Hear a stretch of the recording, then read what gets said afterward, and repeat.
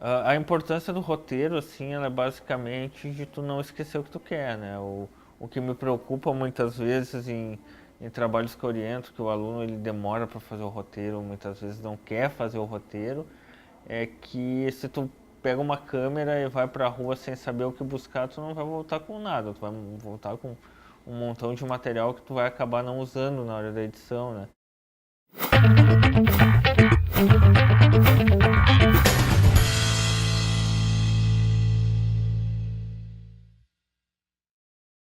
O conceito de roteiro é basicamente um guia de viagem, né? Se a gente pensar, ou pode comparar também com uma receita, porque muitos autores eles consideram como uma receita porque a receita, assim como o roteiro, ela não é o objetivo principal do texto, né? A receita de bolo serve para tu fazer um bolo, né? O roteiro de um filme serve para tu fazer um filme.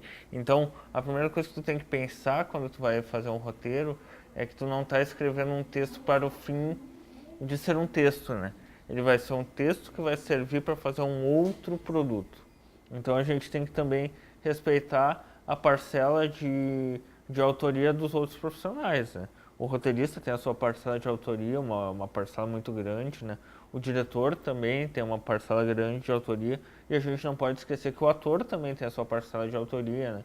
Falando um pouco da estrutura do roteiro, ela é muito parecida com de outras obras narrativas, né? O básico da estrutura do roteiro é o que Aristóteles já viu lá na antiguidade, que é aquela estrutura em três atos. Tu pode fazer um roteiro com quantos atos quiser, mas a estrutura básica dele é com três atos, que vai ser primeiro a apresentação, depois o desenvolvimento e depois o desfecho da história.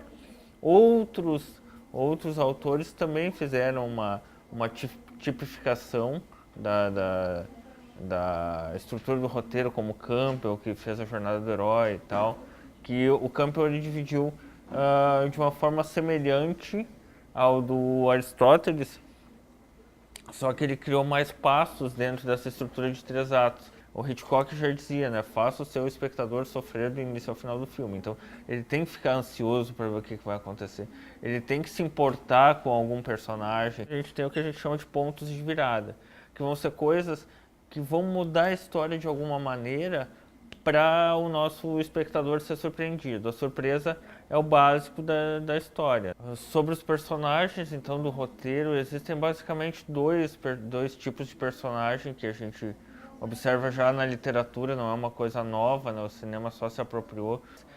Geralmente eu falo em dois tipos de personagem, o personagem plano e o personagem redondo. O personagem plano vai ser aquele que vai manter sua conduta, sua forma de agir, do início até o final da história, ele não tem variações. Só que na vida, as pessoas não são boas e más o tempo todo, né? Tipo, tu vai ter atitudes que tu vai pensar assim, bah, eu poderia ter feito melhor, ou tu vai ter atitudes de, ah, eu fui bonzinho demais, deveria ser mais rígido e tal.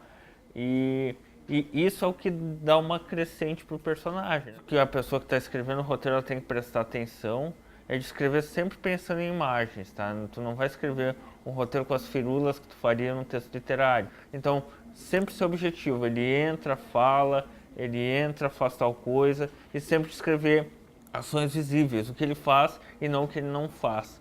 A diferença de um roteiro de curta-metragem e de longa-metragem é mais ou menos a velocidade que tu chega nos fatos, né? Tipo, um roteiro de longa-metragem que tu tem 90, 120 minutos, tu tem mais tempo para trabalhar a história, entendeu? A estrutura em si é a mesma, né? Tu vai utilizar três atos, vai utilizar pontos de virada nos dois roteiros, mas tu vai ter que ser bem mais objetivo num roteiro de curta-metragem, porque obviamente tu não tem tempo a perder. Se eu fosse dar dicas para escrever o roteiro, eu diria que na parte de estrutura, né, tentar ler, consumir tanto áudio, vídeo, o que for, toda forma de arte, quadros, fotografia, porque tudo isso vai fazer parte da tua história.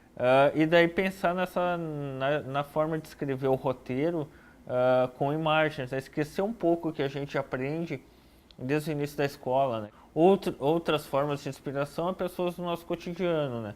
Todo mundo conhece alguém que é engraçado, alguém que é caricato, alguém que pode virar um personagem de um filme, ou a gente conhece uma história engraçada que aconteceu com a gente, ou que alguém nos contou. Então tudo isso pode se tornar um filme, né?